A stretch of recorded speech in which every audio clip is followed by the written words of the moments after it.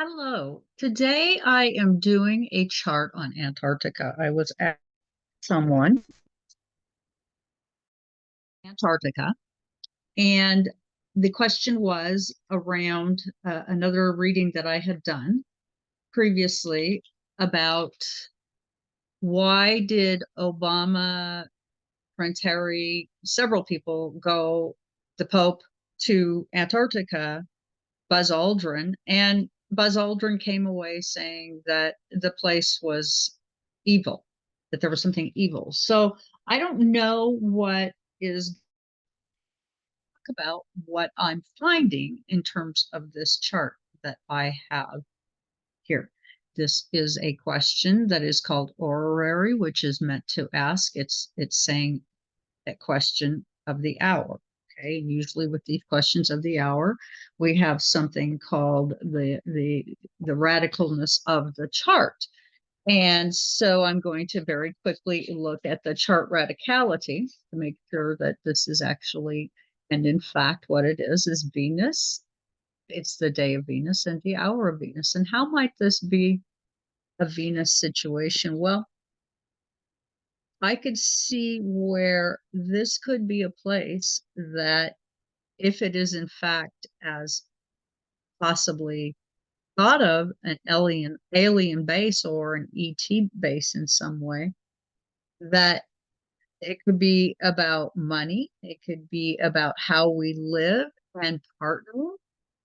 So you could think of it like Libra Taurus, how we earn money, how we get along, how we discover things, if we discover things at all.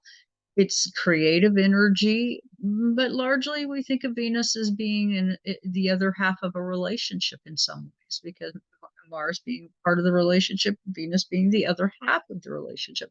So there's lots of ways that I could say that this is looking radical to me. Okay, and the moon is at a, let's see, let me just look real quick and make sure that I'm seeing it right. Third quarter. Okay, so a third quarter moon is going to be, let's see, we got new phase, crescent phase, and then the next one is first quarter. And then, okay, so they did this a little differently than the way, okay, so third quarter would be a likely, let me just look at the moon position, a disseminating moon. So these would be, this would be a place you would go for deep introspection. So if you needed to know things about yourself and to have a very honest and clear conversation, this moon in Pisces is saying that this place would in fact be a place you could go for clarity. Now, one of the things that we look at in these kind of charts is we want to look at what is the moon most recently separating from. And where I see the separation is the moon, you can see here, has just recently separated from a conjunction that means right on Saturn, and that is in the seventh house. And when we see the Saturn conjunct the descendant, pay attention, there's something there that seriously is limiting to us. In what way? In a partnership. And in some regards, deceptive Neptune, moon. And this is a separating aspect. So there's been some deception from that location in all kinds of different ways. And what is it applying to? Well, the moon is squaring now, in this sense, the MC. And you can see the moon is at C is at 13. So in this case, it's already past the MC. Let me just keep looking for further applications that's going on here. But this would be saying that something that contributes towards a working or workable society has somehow taken place.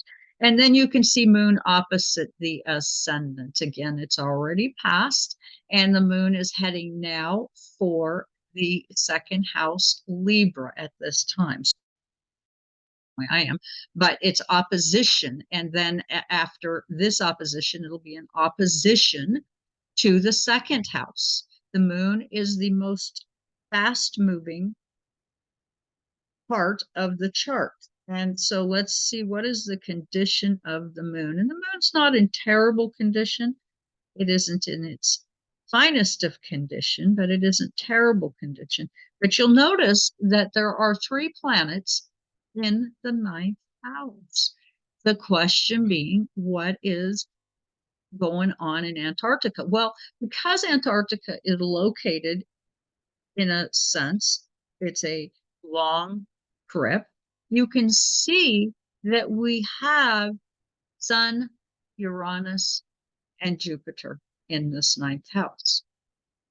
You can see that Venus is applying to the 9th house. This is saying that something about the who resides in this 9th house location, this foreign location, is talking and likely in the process of expanding.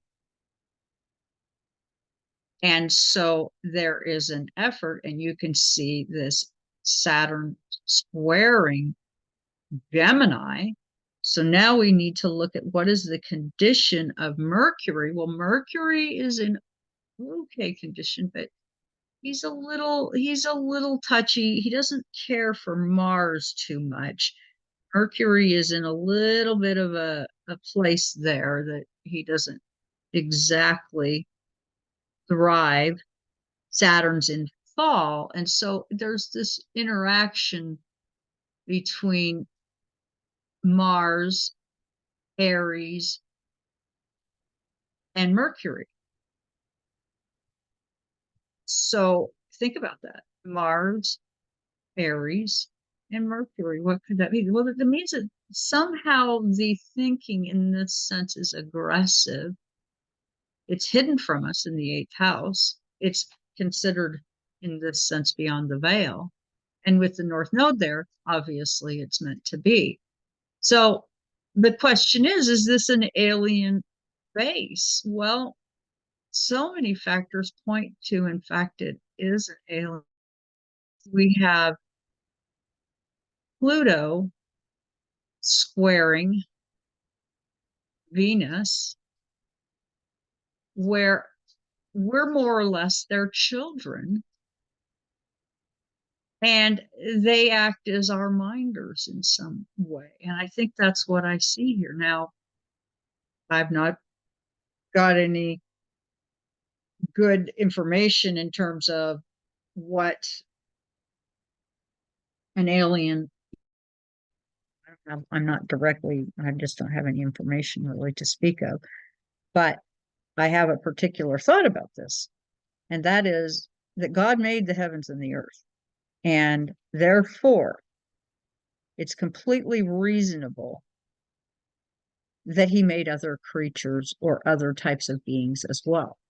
And I think it's really narcissistic. And I've had this issue before where I think about how is it that we think that God only made one planet, one kind of species, when the evidence clearly states by just the planet we're living on ourselves that obviously we have many species living on this planet. There's many planets out there, and there's probably many other species. And it's rather narcissistic to think we're the only thing happening. Our problem is we don't have the skills to really go beyond what we have here and see beyond what we can see. And so we're limited, and therefore this leaves us having to guess. And so I'm rather grateful that this question was asked. And I'm really happy to be able to just share this chart with you today and give you a slight example. And this is nowhere near to the depths it can be, but a slight example. And I'm just going to say one more thing because it occurs to me. In the 7th house, the ruler is Jupiter. So if this is an alien base, we are ruled by them. and the ascendant is ruled by Mercury. So this is all about managing us from this other location. So if this is a correct chart, it's actually kind of creepy that, you know, we are maybe being managed by some unseen forces from Antarctica. So with that, please like, share, and subscribe.